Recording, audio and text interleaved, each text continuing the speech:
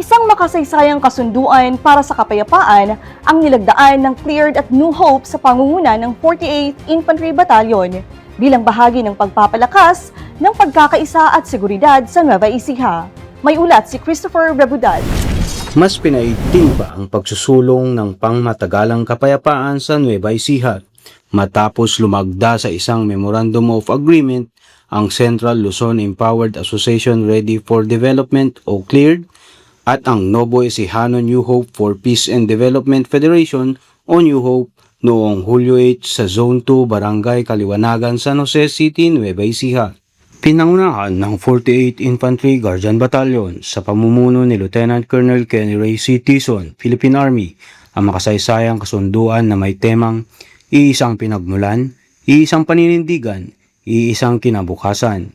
Sa loob ng 3 taon magsisilbing balangkas ang kasunduan upang pagtibayin ang pagtutulungan ng dalawang samahan sa pagsusulong ng kapayapaan, pagpigil sa panlilinlang ng makakaliwang teroristang grupo, at pagprotekta sa mga komunidad, lalo na sa mga kabataan, sa pamamagitan ng mga programang pangkaunlaran at pangkabuhayan. Nagpahayag naman ng buong suporta si San Jose City Mayor Josel James Biolago na nagsilbing guest of honor and speaker at binigyang diin ang kahalagahan ng pagkakaisa ng pamahalaan, mga samahang sibilyan at sektor ng seguridad upang mapanatili ang kapayapaan at maisulong ang eksklusibong pag-unlad sa lungsod ng San Jose.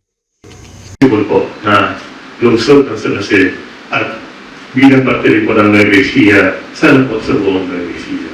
Muli po, kay Sir Erwin, kay Sir Jose, congratulations po in advance sa inyo pong mga signing.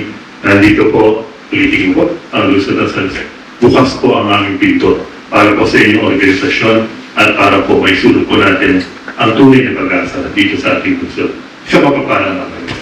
Nakiisa rin sa aktibidad ang mga kinatawan ng Department of Interior and Local Government, Department of Labor and Employment, Department of Social Welfare and Development, Nueva Ecija Police Provincial Office at 7th Military Operation Battalion bilang patunay ng whole of nation approach sa pagpapatatag ng ligtas at maunlad na pamayanan.